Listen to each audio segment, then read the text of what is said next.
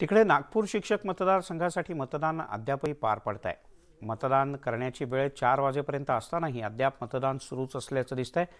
5 वाजून गेल्यानंतर सुद्धा मतदान केंद्रावर काही ठिकाणी मतदान सुरू असल्याचं कळतं। निवडणूक आयोगाच्या ढिसाळ नियोजनामुळे मतदारांना नाहक त्रास सहन करावा लागला। एका बूथवर 1200 ते 1500 मतदार असल्यानं मतदान प्रक्रिया व्हायला वेळ लागत असल्याचं निवडणूक अधिकाऱ्यांचं म्हणणं आहे। नागपूरच्या पोलीस लाईन टाकळी येथे मतदान केंद्र क्रमांक 22 वर 5 वाजता 50 पेक्षा जास्त मतदार रांगेत असल्याचं चित्र आहे।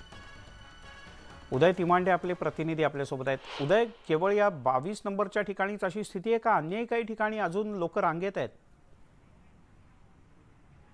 खरं तर सकाळी 8 वाजता ही सगळी मतदानाची प्रक्रिया सुरू झाली होती आणि एका मतदान केंद्रावर 1200 ते 1500च्या जवळजवळ मतदार होतो। त्यामुळे जी आहे ती सगळी मतदानाची प्रक्रिया हळूहळू सुरू होती। आता 5 वाजून गेलेला, मात्र नागपुरातल्या अनेक मतदान केंद्रावर जी आहे ती स्थिती आपण सध्या या नागपूरच्या पोलीस लाईन टाकळी मतदान केंद्रावर आणि अजून देखील मतदान प्रक्रिया जी आहे ती इथे सुरू असल्याचं आपण पाहतो। अशाच पद्धतीनं बिंजानी कॉलेज असेल किंवा माउंट कार्मेल शाळा असेल, या ठिकाणी देखील जी आहे ती मतदानाची प्रक्रिया सुरू आहे। 4 वाजता निवडणूक अधिकाऱ्यांनी जे आहे ते प्रमुख गेट बंद केलं, त्यामुळे 4 नंतर जे आलं त्यांना मतदानात सहभागी होता आलेला नाही। मात्र ज्या पद्धतीनं इतक्या मोठ्या प्रमाणात मतदार एका मतदान केंद्रावर ठेवले आणि ही सगळी बॅलेटवर निवडणूक होती, त्यामुळे उमेदवार जे मतदार आहेत त्यांना 1 ते 22 नंबरपर्यंत जे आहे ते मत देणं शक्य होतं। त्यामुळे या सगळ्या प्रक्रियेला जो आहे तो मोठा वेळ लागत होता आणि त्या वेळाची परिणिती म्हणजे मतदान केंद्रावर गर्दी वाढली होती। मात्र या सगळ्या मतदारांचा हा जज्बा होता। काही मतदार तर 3-3 तास रांगेत होते, उन्हात रांगेत होते, पाण्याची सोय नव्हती, मात्र त्यांनी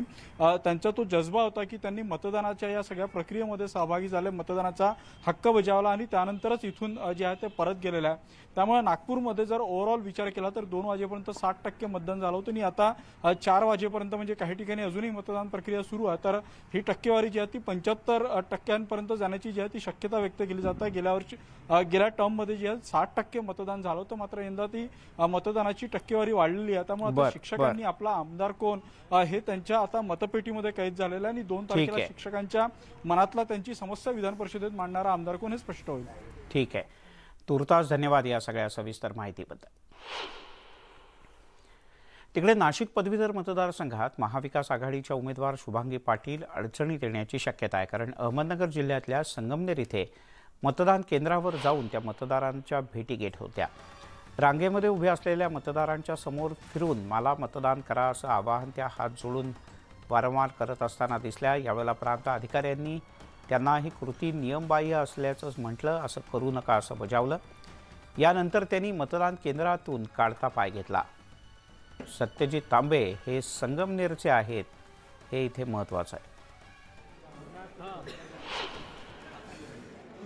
त्यांनी प्रचार करू नका असं म्हणजे याच्यासाठी सांगितलं की मला हात जोडण्याची सवय आहे, कारण की सामान्य जनतेला हात जोडले पाहिजेत म्हणून हात जोडत होती। म्हणून साहेब फक्त बोलले की ताई इथे हात जोडू नका। समोरचे उमेदवार जे आहेत त्यांच्या कार्यकर्त्यांनी आक्षेप घेतला की तुम्ही प्रचार करताय तिथे म्हणून। नाही, कार्यकर्त्यांनी नाही घेतला, आमचा अधिकारी वर्गाने आमचं चालू होतं, फक्त कार्यकर्त्यांनी नाही।